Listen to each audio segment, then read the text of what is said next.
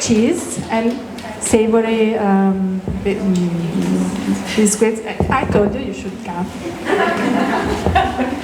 I cannot present everything.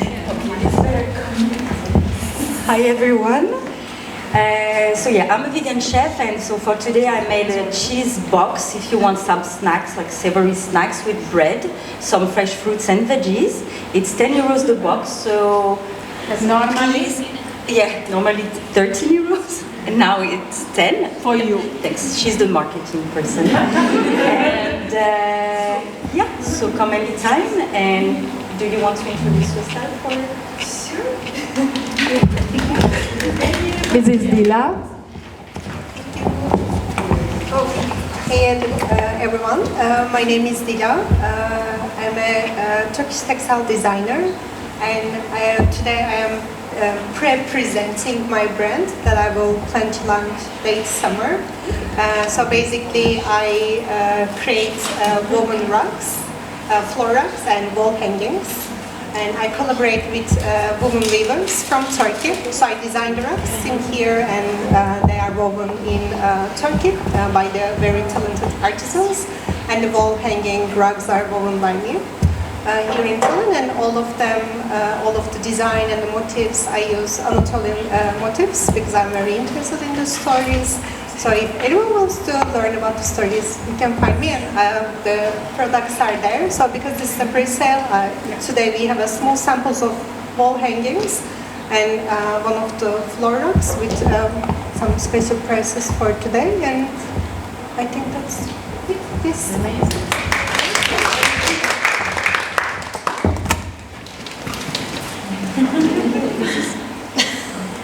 We come from here. This is Mizuki. Hello everyone, I'm Mizuki from Japan. I have tea today from Kyoto. You can taste, you can come to the table and taste hojicha. And also if you want to try hojicha latte and matcha latte, today the bar will use, only today they use my powder, so you can order from the bar.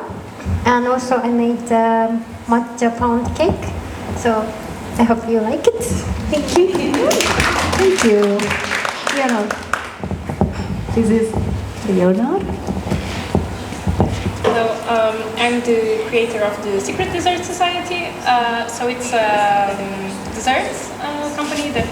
Oh, I'm sorry, I'm not good with this. It's a. It's a. Oh, please.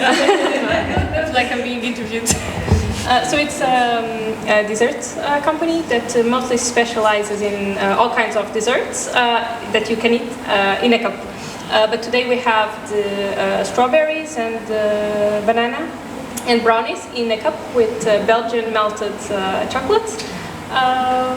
So yeah, I hope you give it a try, and if you ever you can find me on Volt and Volt for now, and hopefully soon in a physical location as well. Thank you. Thank you. And the last but not least, Kadri. She will present us. Hello. Thank you, Valentina, for inviting me. And yes, my name is Kadri. I'm from Tallinn, and for recent years I have been more into herbal world.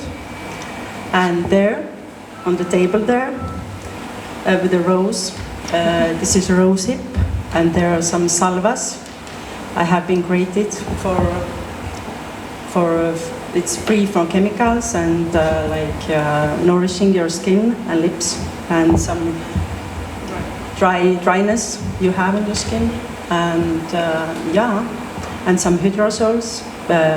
I'm gonna launch in summer some more, and from the fresh herbs. But yeah, there's some photographs as well with this rose. This is the ancient rose, so this is and why the herbs? Actually, I saw the dream of my grandmother, and there was some message there to dive into this herbal world. So this is the story. So thank you. Thank you.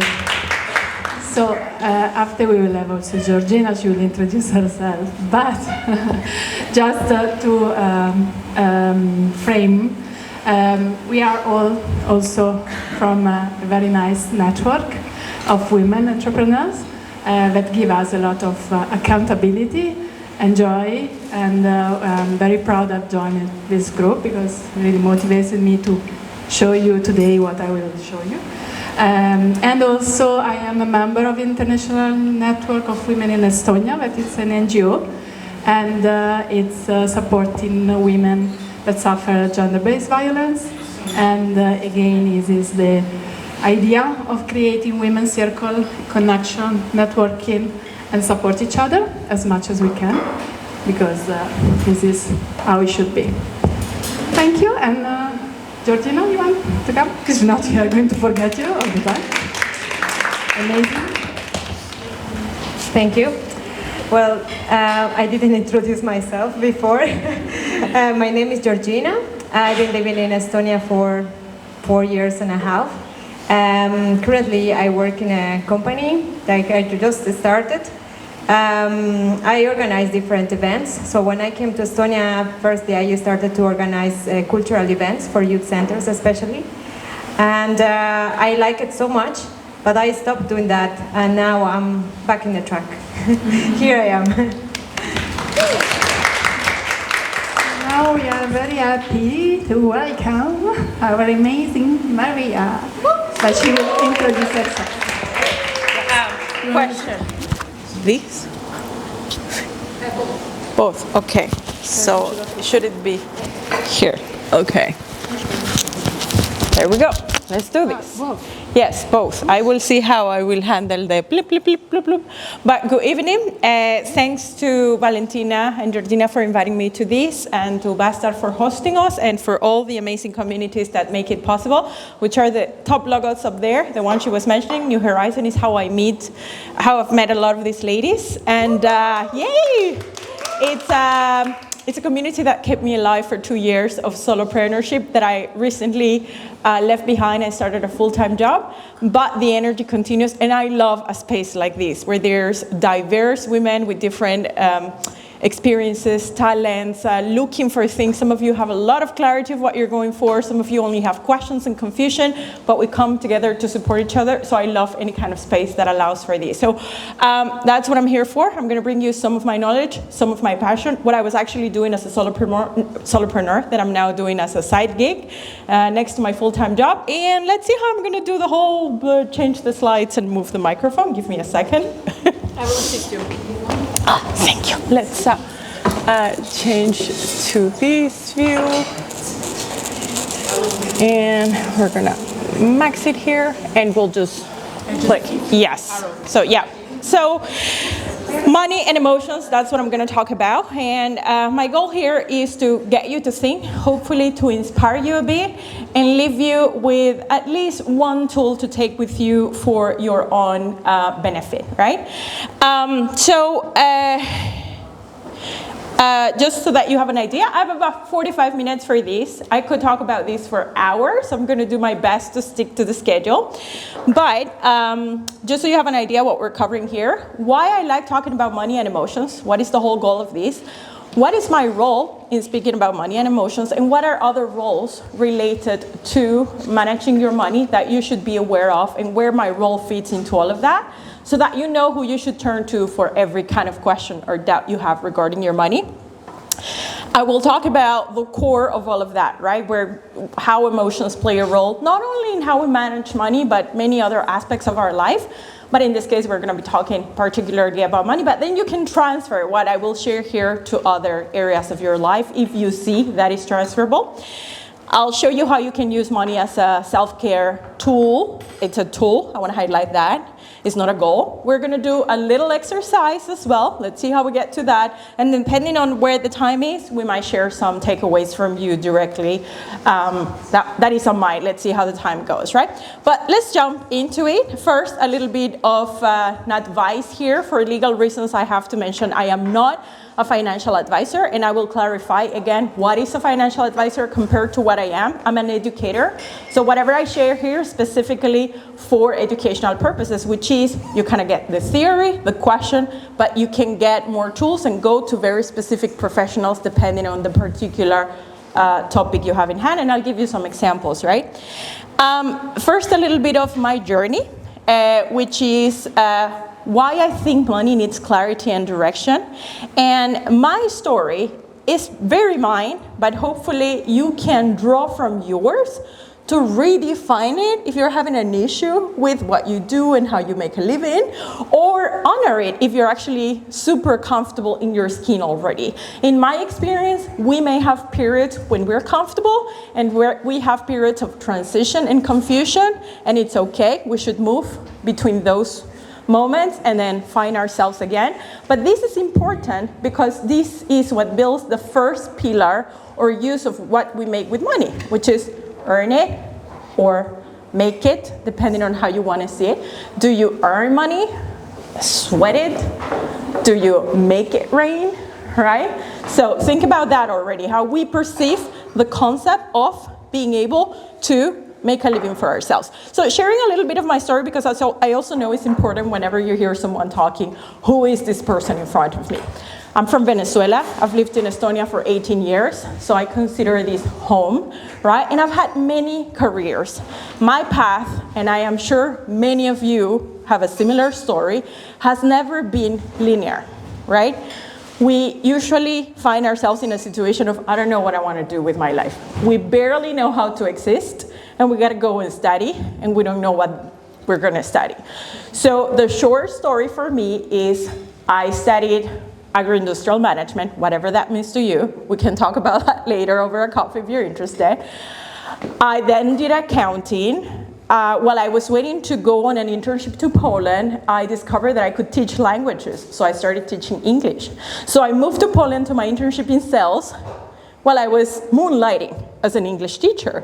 But then, because my mother tongue was Spanish, and that was a very popular language, people were like, you should teach Spanish. And I was like, yeah, sure. And then I had a very nice boss that was like, you should become a professional Spanish teacher, because there's a lot of native people that don't know how to teach languages. And I was like, okay, I'll do that.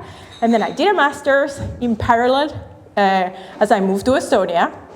And I did that for 5 years, study, taught. And then I was like, I love teaching, but it just doesn't pay enough, and I am tired of this, and I cannot save money.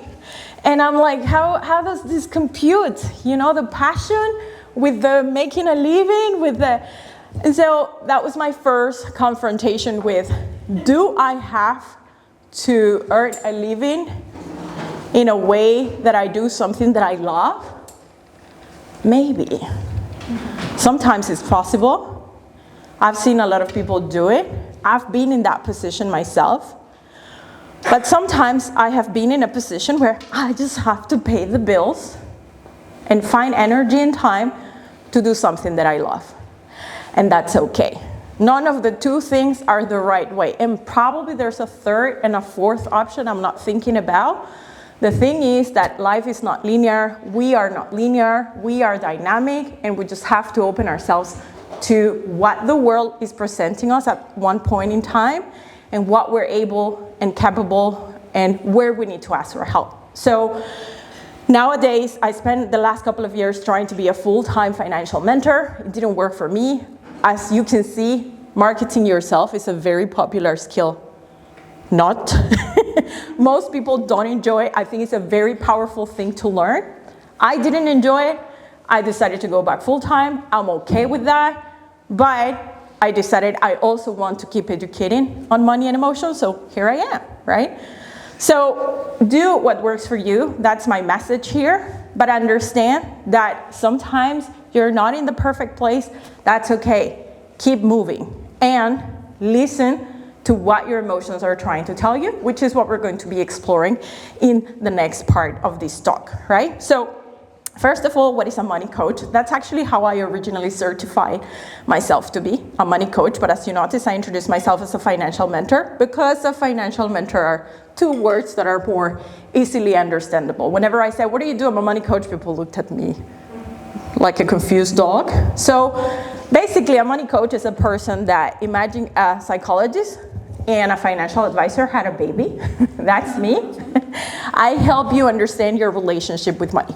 We have relationships with everything, with people, with food, with money, with entertainment, with talking to strangers, right? The thing is, do we understand that relationship we have? Are we comfortable with it? Do we want to change anything in it? And then there are other professionals like accountants, tax advisors, financial planners, debt consultants that can help you with a very specific part of your money management, right? And so I kind of help you figure out the why is it that you're doing what you're doing with your money, and help you identify what you want to honor and keep doing about it, but also what you want to change about it and how you can potentially do that. But then there's the person that will help you. What are the taxes I have to declare here? How is that different from this other country that I'm moving to? What about I am deep in debt. I have like 8 layers of debt, and this is growing that's a deep problem. You have specialists that you can go to for these, and so on and so forth, right? But the main thing is that you understand money as a tool, and if you don't know how to use it in different situations, you have professionals that can help you. Just like you have professionals for food, for example, or body training. You have psychologists, you have therapists, physiotherapists, you have yoga trainers, you have meditation teachers, right? And depending on which direction you want to go, you turn to each of those professionals. Same thing with money, right? We don't learn that at school, but then we all have to deal with it. How do I choose a mortgage and a loan from the bank? And taxes, what do you mean? What is this percentage here? Why is this going in 6.5 section of the form? What are even all those sections, right? But we should know. Now we're grown-ups. It doesn't matter that we were not taught at home or at school. Let's take ownership of our own lives, learn about it, and figure it out, right? With help or by ourselves, because there's a lot of materials out there, by the way. Okay, now, what I wanted you to take then from the first part of using money is how you earn your money can change and will probably change over time because the world changes. So be ready to make career pivots, not once or twice, but maybe 3, 4, 5, or forever. And if it's scary, look for inspiration. I love finding someone that is 70 years old and they're learning a new skill. Like my father and my stepmom learned how to swim and they're like 75 years old. And they learned how to swim last year. So look for inspiration. There is inspiration out there, whatever sort of floats your boat, right? So yes, work or your job doesn't have to be a pain. It can be a place where you channel who you are, and if you don't know who you are, you can explore that. But it is also okay that sometimes you're just doing a job to make a living, because that's okay. It's totally fine. So thank you so much for supporting me, by the way, on this slide technicality. Now, one of the things that I think helps a lot in knowing how to manage your money and many other tools in your life is having a clear philosophy of life. What is that? Right? There are prepackaged, as I like to call them, philosophies of life. Could be a religion, right? Maybe you're a Christian. It could be a practice. Maybe you are, I don't know, a Buddhist. Maybe you are a Stoic, right? Whatever it is, a philosophy of life is a set of kind of instructions, right? Values. What are the things that, even if you don't know how to name them, drive you to move forward or stop you from engaging with something? What are the ways in which you think is important to relate to people, to connect with others? What are the tools that you use to keep learning about yourself? That's a philosophy of life. And maybe you cannot name it right now, and maybe you don't like any of the prepackaged ones, but I invite you to start exploring it. And it sounds difficult, but it's very easy when you look at what are the things that you always say never to, and you feel completely okay with that. The things that you find that motivate you and drive you forward, that you clap, that you support, when you vote, when you attend an event. Why are you in this event? There's a value that is driving you to be in these events, for example. And so when you start observing, and pretty much that's what I do, by the way, as a financial mentor, money coach. I help you see into yourself so that you understand yourself better and see why you're doing what you're doing and see where you want to change it.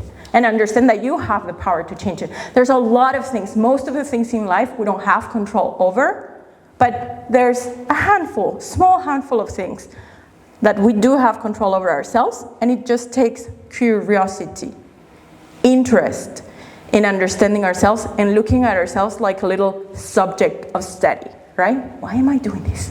What is that thing that I'm feeling? Why am I feeling that, right? And it takes some courage, especially if what you're feeling is not necessarily positive or beautiful, because we've been taught that emotions are positive or negative. Emotions are just information. Emotions are signals from your body, right? There's a nervousness I have right now, right? Why am I nervous about giving this talk to you? Because I care. So I'm excited and nervous to F it up. And I'm reading this signal in my body, right? I am getting my mouth dry, my heartbeat is up. I'm probably speaking fast for some of you, and I'll be like, oh, I did it again. I spoke fast. That's nervousness. And nervousness means a lot of different things in different situations. So I know in this case for me, it's I care, I want to do it well. I am really excited. And now I need to learn to regulate myself, because I do it, it's not nervous to the point that I don't want to do this. Sometimes nervousness tells you, this is a no-no. For me, this is a yes, right? But in some situations, the same physical thing you're feeling might mean something else. And this is why you need to learn to understand, what is it in this case? It looks very similar. It feels very similar like this other situation, but there's something that's different, right? So that's where it's not positive or negative. It's like, what is it telling me? And is it aligned with what I want to do? And if you don't know, give it a try, make a decision, and learn from it until the next time. So the message here is a philosophy of life is a lot more helpful in understanding how to use your money, how to use your skills, how to make the most of your job.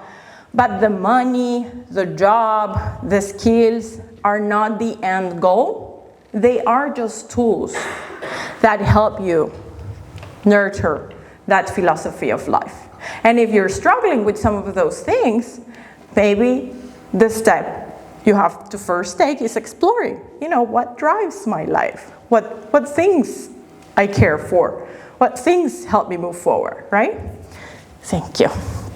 Okay. Let's look a little bit at the science behind why the emotions we have are like this. Can we please go to the next one? Thank you. I'm going to share a hypothetical story of many women I've met. And ironically, by the way, when I set out to be a financial mentor, I didn't set out to be a financial mentor just for women. But somehow, 9 out of 10 clients I've had have been women. You make your own conclusions. So this is Helene, an imaginary person that with her partner, they decided to move to another country. She had a degree where she was living, and she was working in her degree. Biology, maybe she was an engineer, maybe she was a business administration. But there was a great offer for her husband, and so they decided to move abroad. And they put all their savings into moving to that place, right? Settling into the new place. And because of the new place situation, she couldn't get a job immediately. She had to reinvent herself, and now she's in a situation where she's frustrated because she has a master's degree and she had a life and she was someone, and now she has to ask her husband money to get shampoo, and she feels just frustrated. So there's nothing wrong with what Helene is feeling, and this is very common.